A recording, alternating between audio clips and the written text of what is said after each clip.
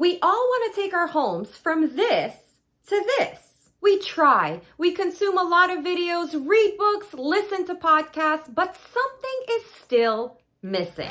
Why is our home not clutter-free yet? The solution is simple. It comes down to these 4 steps. You master these simple 4 steps and you will achieve a clutter-free home. Not only that, but you will be able to maintain it. Drop a me in the comments if you have tried to declutter your home but still find that it's not quite there yet. Welcome and welcome back to my channel. I am Margo, a professional organizer helping lovely ladies like you achieve a clean and tidy home. So I'm someone who absolutely loves organization. I feel like the entire world is in chaos if there's no organization in place. I don't know, let me know. Do you feel that way too? Like we have more control if our spaces are organized? Over the last couple of years, I have tried to find a systematic way that every single one of us can achieve a clean and tidy home. And the system I came up with is called DCOM. And if you follow the system in every section, every corner, every space in your home will be organized and clutter-free forever. The system is just 4 simple steps, so grab a pen and a paper and maybe a cup of coffee and let's get started. DCOM stands for declutter, clean, organize, and maintain. It is a rinse and repeat and you must follow it in that specific order. So let's start off with step 1, which is to declutter. Oftentimes we try to organize our clutter. So we're organizing before we're decluttering and we might feel like we're failing, right? Things don't stay in their designated space. Within a day or two, the house is back to looking chaotic. And the reason for that is because you haven't given enough time to decluttering. You haven't eliminated your space and your home of all the unnecessary clutter. So before you jump into cleaning, before you jump into organizing, you want to declutter first. So how do you do that? First, start off with creating a plan. And when you're creating a very, very simple plan, and I actually have one available, I'll put a link to it in the description. The most important thing that you can do for yourself, for your family, for your home is identify your why. Ladies, why do you want to achieve a clutter-free, clean and tidy home? What is your why? Is it because you want to experience peace in your space, which is fantastic? Having peace in your space and in your life, how will that improve your life? How will that improve your family's life? How will that improve your lifestyle? Do you want to achieve a clutter-free, clean and tidy home because you save time? Absolutely. The less stuff you have, the less time you invest in cleaning. Ladies, what is your specific and your unique why? The more specific you can get, like don't make it too broad. The more specific that you can get, the better. So first, you're going to identify your why. The next thing you're going to do is you're essentially going to walk around your space and you're going to identify all the areas of clutter. And please refrain from saying, well, the entire house has clutter. That might be true. But take out a notebook or your phone and literally write down very, very quickly, write down all the areas of clutter. So it could be your pantry, your refrigerator, your closet, your kids' closets, your kids' toys. Get as specific as you possibly can. Once you have your entire list, you want to then prioritize where you're going to start. So what are you going to tackle decluttering first, second, third, fourth, and fifth? I highly recommend that you also create a schedule. How much time can you dedicate per week, bi-weekly, per month to declutter various areas of your home? The more specific you can get, the more likely you are to stick with your plan and achieve your desired goal of a clutter-free home. I also refrain from prescribing where you should start because I feel like it's incredibly subjective. I've worked with a ton of families and everybody has their own unique perspective on where they want to start. Oftentimes, if you are a beginner at decluttering, you want to start simple. So pick a section like decluttering your underwear drawer, right? It's kind of simple. It'll get you into the habit of decluttering. It's not overwhelming because your underwear drawer tends to not have a lot of sentimental items. When you're going through your underwear and sock drawers, it's pretty transparent as far as what to keep and what to toss. If it doesn't fit, if it's stretched out, if it has holes in it, if it's a sock without a pair that we tend to always hold on to, it's like we're expecting magically for the other pair to kind of show up, knock, knock, here I am, but it like never happens. So With that said, some families, some people prefer to start simple, and a sock and underwear drawer is a great way to go. I've had other families that prefer to start with the area in the home that makes their eye twitch, that kind of drives them crazy, and typically these are your high traffic areas. A lot of women prefer to start, for example, with their kitchen. You're in the kitchen every single day, multiple times a day, and when your kitchen countertop is overflowing with stuff, it is so incredibly overwhelming. So keep in mind, starting with your kitchen is fantastic. It's going to take time. You know, decluttering your kitchen is a huge undertaking. You would have to go through every single shelf, every single drawer. Decluttering your kitchen, or rather starting with decluttering your kitchen, can be incredibly rewarding. I've had a lot of women tell me that once they declutter their kitchen countertop, they just walk into their kitchen, stand in their doorway, and just kind of awe at the beauty that is the clutter-free countertop. So again, ladies, it is entirely up to you where you want to start, but I do encourage you to not just randomly decide Wednesday at 12 p.m. that you're going to just declutter that. Have some type of plan in mind. Another thing that tends to work if you are a decluttering beginner is to set timers. If you are somebody who feels like you can't really get motivated to begin decluttering, set an alarm, set a timer that goes off on your phone or your Alexa that prompts you to get up and start decluttering. I also encourage you to set a second alarm to go off maybe 15 minutes later for you to then stop decluttering. It is incredibly important to not overwhelm yourself when you are decluttering.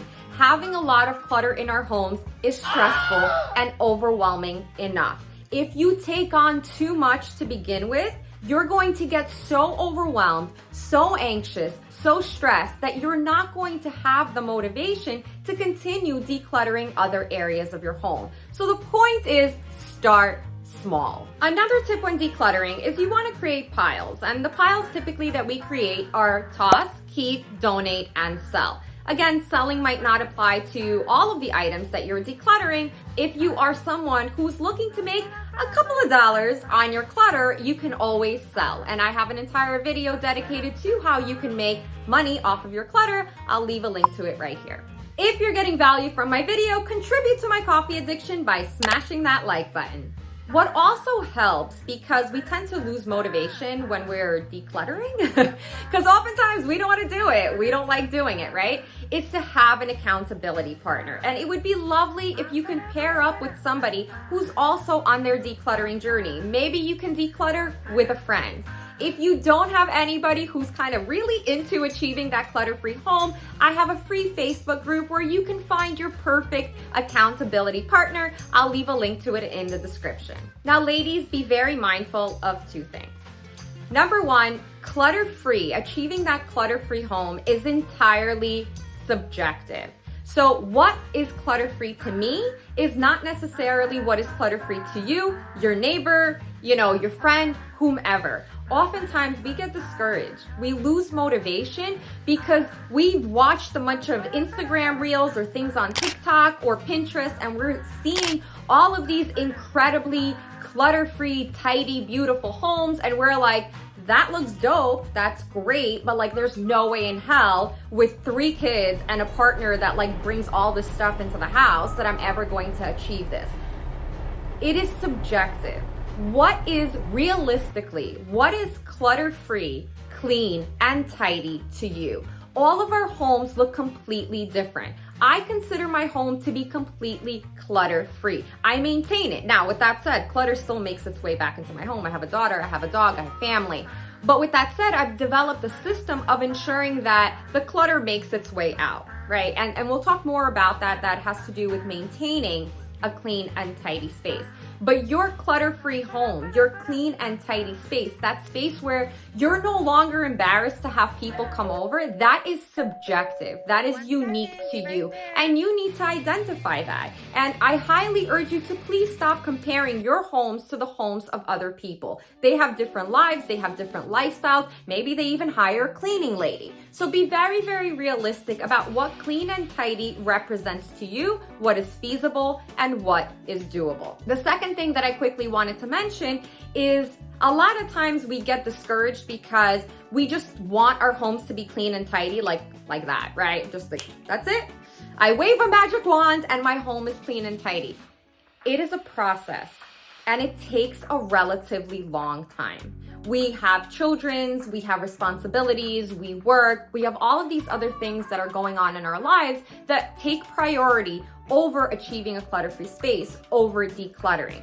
So be very realistic about how much time you can invest in decluttering your home. If you can only declutter once a week for 15 minutes, fine. If you can declutter twice a week, once a month, what does that schedule look like? And that will be part of your decluttering plan. But decluttering really, honestly, and effectively and efficiently decluttering your home will take time. It can take 3 months, it can take 6 months, it can take a year, it can take 2 years, it can take 5 years, right? It is very, very unique to your lifestyle. So I think that when you give yourself that grace and you understand that you don't speed through this process, because if you're just kind of slacking and you want to get through it as quickly as possible, chances are you're probably not doing a very good job. Leave a comment, let me know. Have you tried decluttering, sped through it, and realized you had to do it all over again? This is very, very typical. So be very honest and realistic with yourself about how long this will take. There is an end in sight, right? The you a year from now, the you right now is like, oh my God, this is gonna take forever. But time flies by fast. How many times are you like, oh my God, it's Monday again, right? Time has a way of flying by really, really quickly, even though it might not seem like it right now. So the you a year from now, that's gonna happen relatively quickly. That you is gonna thank the you now for deciding to commit to decluttering your home. If you are somebody who is committed, who is like, I am tired of the clutter, I am tired of the mess, I am tired of how overwhelmed I feel in my home, I am tired of spending so much time cleaning every single week, I have a decluttering bootcamp that will be starting in the summer. Just a heads up, this program is literally for somebody that's like, I'm exhausted, I'm tired.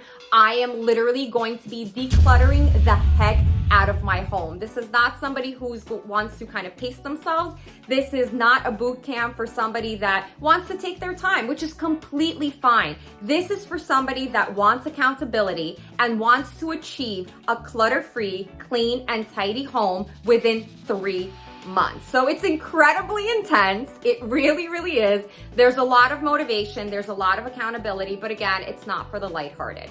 So if you're interested, I'm going to leave a link to the waitlist in the description. The next step in DCOM is to clean.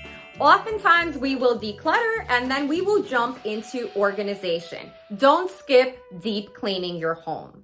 Invest the time after you've decluttered to really thoroughly clean your space.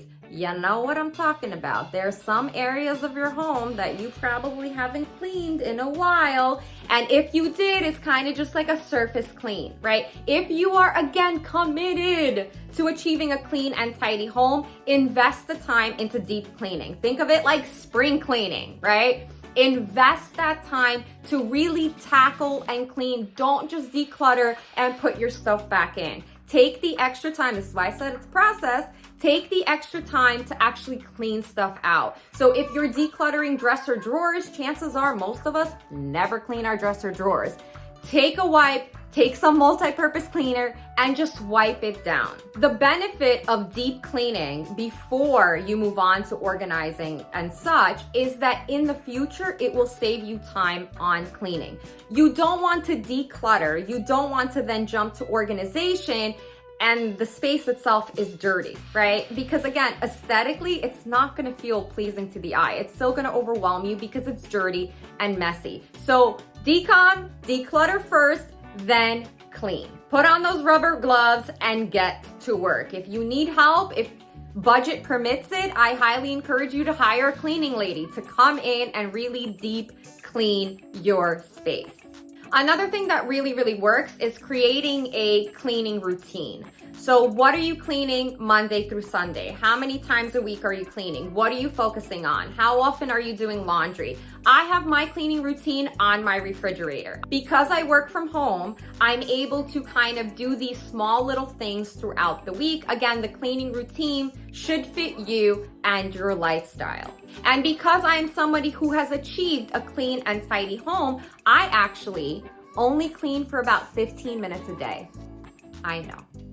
I used to be somebody who would clean 2 to 3 hours every single Sunday, and it would absolutely drive me crazy because I'd rather be outside and enjoying time with my daughter and my family instead of catering to the things in my home. And it would drive me absolutely mad, which is why I went on this like crazy atomic decluttering journey 6 years ago. And I was able to now achieve a clean and tidy space. And again, I'm only cleaning 15 minutes a day. And it is possible for every single one of you. Now, granted, depending on the size of your home and the amount of family members you have, maybe you're cleaning for 20 minutes, 30 minutes. It's definitely not going to be as long as how much time you spend on cleaning your home now. So we're going to declutter first, then we're going to deep clean. The next stage is to organize. Now, I know a lot of people either can't wait to jump into organization. You know, some of us purchase a bunch of like containers and stuff before we've even decluttered our spaces. Oftentimes we don't even measure. So we bring the containers and such home and they don't fit. Ever been there? Leave a comment. Let me know. Has that ever happened to you where you bought a bunch of stuff, you put it in your drawers and they don't fit? So organization is either loved or hated. I have a lot of you that comment and be like, oh my God, I don't even know where to begin organizing. It seems so overwhelming. And look, organization is an art form. I mean, I got certified in this. And I remember when I was first learning about organization, I was like, oh my God, there's just so much that you can do in a space. That's more expert organization. In its simplest form, when it comes to organization, every item in your home should have a designated space to go to. The space that you're storing your items in should be functional. So what does that mean? So for example, keeping your cleaning supplies where you use them. So don't keep bathroom cleaning supplies in the kitchen because you then have to go to the kitchen to get it, use it, and then go put it back. And oftentimes you either don't do it or you don't put them back and they're just sitting on top of your sink. So organization is every item in your home has a space to go to, store your items when you use them, and everything is about functionality. Your home needs to flow. So every single time you need to reach for an item, it's like right there. So another example of this is where you store, let's say, your cups and your plates should be as close to your sink or dishwasher as possible. If your home is not properly organized for functional use, it will get messy and cluttered again. And it's all about practical storage solutions. I never encourage my clients to run off to Target or IKEA or even Amazon and purchase storage solutions to start with. I don't think that that is a very good use of your money. What I encourage that you do is once you've decluttered, clean, and you're ready for organization is first start by using items you already have in your home. It could be random containers you have, it could be shoe boxes, hell, it can even be like Amazon boxes and stuff. Instead of recycling them, keep them. Try first storing items to see if it works and functions for your home. A lot of times we are very, very quick to go buy items to organize our stuff because we're excited, because it's aesthetically pleasing and pretty, but it doesn't work, or it doesn't work in that particular space. So before you run off to purchase these things, first play with the items that you have. Then absolutely upgrade, level up. I will actually leave an entire list of like basic, practical, organizational items that every home can benefit from in the description, with like a Lazy Susan being one of them. I mean, a Lazy Susan is incredibly versatile. I have it in my fridge. I have it to store my makeup. I have it to store my cleaning supplies. I have it in my kitchen cabinets. Incredibly affordable and super versatile. But again, if you are not there yet, if you are just starting your decluttering process, don't worry about buying things. In the interim, work with what you have. Every item in your space should have a home to go to. Oftentimes, we don't even realize where things are. We can't find them because they don't have designated spaces like this. It doesn't matter if your space is big or small. A lot of times We're like, well, I don't have enough space. And 9 out of 10 times, it's not that you don't have enough space, it's that you have too much stuff. So after you've decluttered and cleaned, if you're still like, there's still too much stuff, you might have to go back to decluttering again, right? Because sometimes we have to actually declutter the same thing multiple times to actually get rid of all the clutter, because we are going to encounter items where like, I'm not sure, I might need this for the zombie apocalypse, right? It does happen. But the more you declutter, the more you build momentum, the more you see the results, right? How beautiful your home is starting to look, the more likely you are to want to get rid of more stuff. So don't worry about it. Don't think of decluttering as like a once and done approach. With some areas, if you see you still have too much stuff, go back to decluttering. It's okay. And organization comes with practice, but I highly recommend that you start simple. And finally, phase number 4 is to maintain it. It's all in the maintenance. Otherwise, ladies, you will need to repeat the cycle all over again. And maintaining is all about creating new habits that keep your home clean and tidy. Out of all of these 4, DCOM is declutter, clean, organize, and maintain. I personally think that maintaining is the most important thing. If you do not have new habits in place that maintain your clean and tidy home, your home is going to get cluttered again, and cluttered again relatively quickly. And within 6 months, you're gonna have to go through this entire process all over again. I don't want that for any of you. So maintenance is key. You've done a fantastic job. You've decluttered, you've cleaned, you've organized. Keep it looking that way. Now, with that said, a certain amount of clutter making its way back into your home is completely normal. There is no such thing in anyone's home as like, I am 100% clutter free. What the hell is that? There's always going to be clutter. So for example, your children grow out of clothing. That is clutter. You need to donate, sell, or trash. So there's going to be this kind of revolving door of clutter making its way into your home and then you getting rid of clutter. But it's never going to be on the scale, right? On that large scale of what you just did to get your house to be clutter-free. So the goal is to not incur an overwhelming amount of clutter, but to kind of keep it at base level.